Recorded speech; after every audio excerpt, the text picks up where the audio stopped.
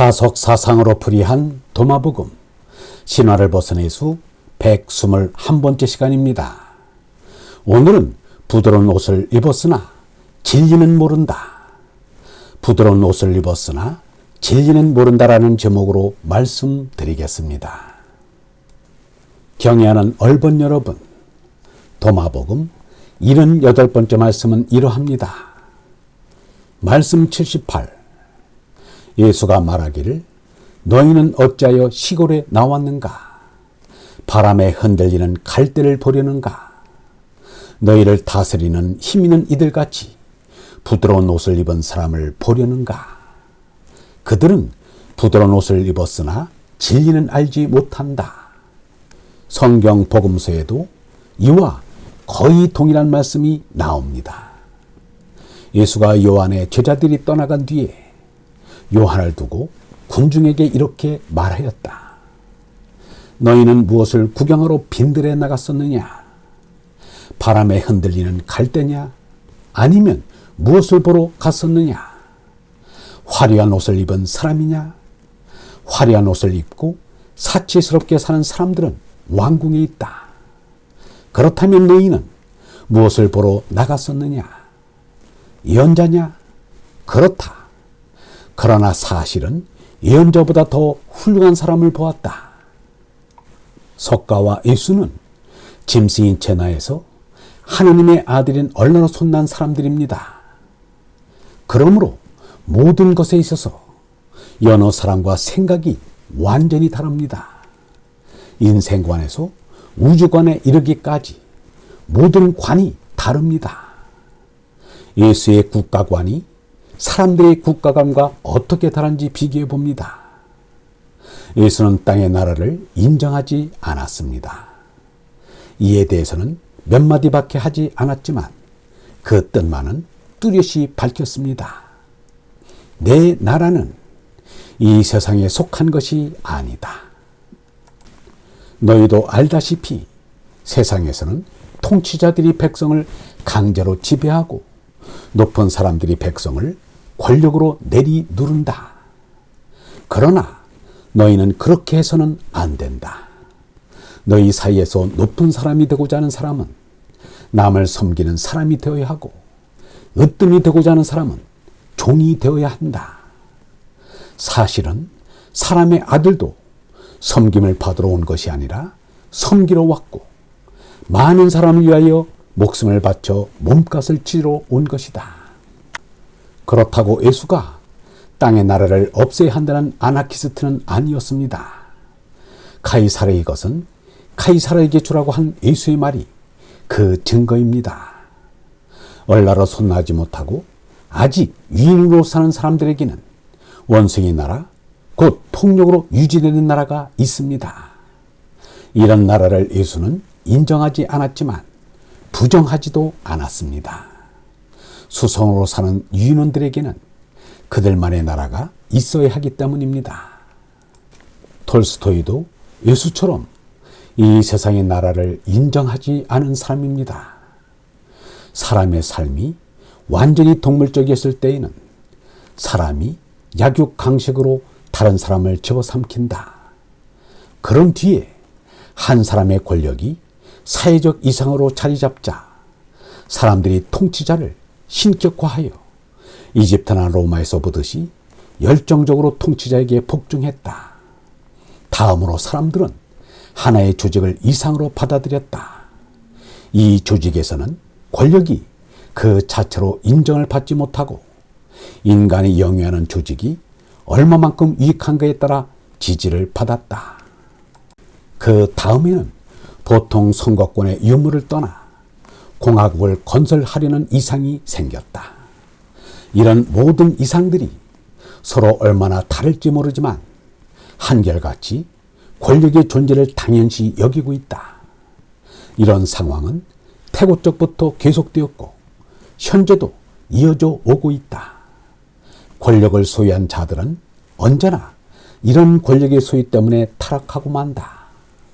대중의 행복보다는 자신의 개인적 이익을 위해 권력을 남용하고 그리하여 새로운 권력은 언제나 이전의 권력과 다름없이 되고 오히려 더 부당한 것이 되기도 한다. 오랜 세월 동안 계속되어 온 국가와 국민 간의 투쟁은 처음에는 권력의 교체를 야기했다. 시대의 기술적 진보 덕분에 정부는 대중의 저항을 불가능하게 만드는 방어수단을 갖추게 되었다. 정부의 권력이 점점 더 강대해질수록 국가의 내부 모순은 점점 더 커졌다.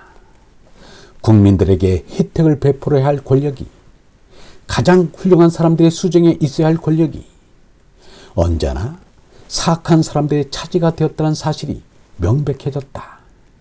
그것은 늘 주변 사람들에게 폭력을 행사하는 권력의 속성상 훌륭한 사람들은 권력을 원할 수 없고 권력을 얻거나 유지할 수도 없기 때문이다.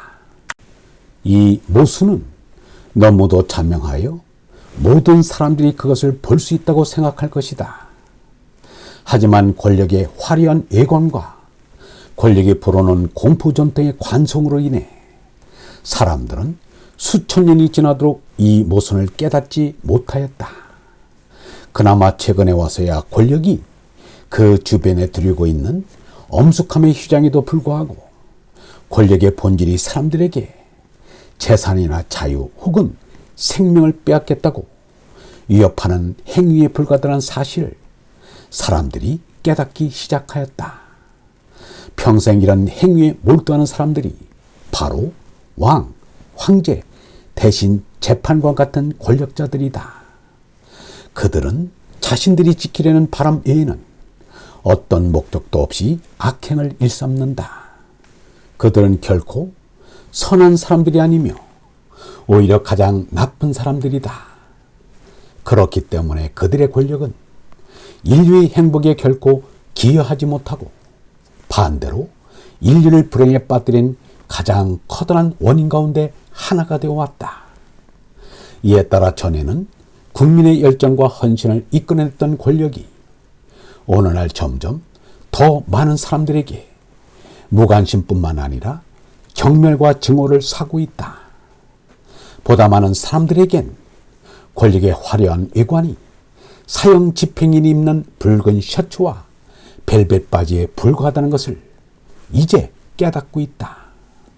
말씀 78에서 예수가 본 권력자들의 화려한 옷이 바로 톨스토이가 본 화려한 권력자의 옷입니다. 그래서 유영모는 권력을 잡아 링컨 같은 훌륭한 대통령이 되는 것도 좋지만 씨알로 살아가는 것이 더 좋다고 하였습니다. 민주주의 시대가 된 오늘날에도 높은 자리에 오르려고 하는 이는 많은데 하느님께로 올라가려는 이는 없다고 한탄하였습니다. 화려한 옷을 입은 권력자들이 진리를 모른다는 예수의 말씀이 바로 그 말씀입니다. 예수가 빌라도에게 나는 오직 진리를 증언하려고 났으며 그 때문에 세상에 왔다.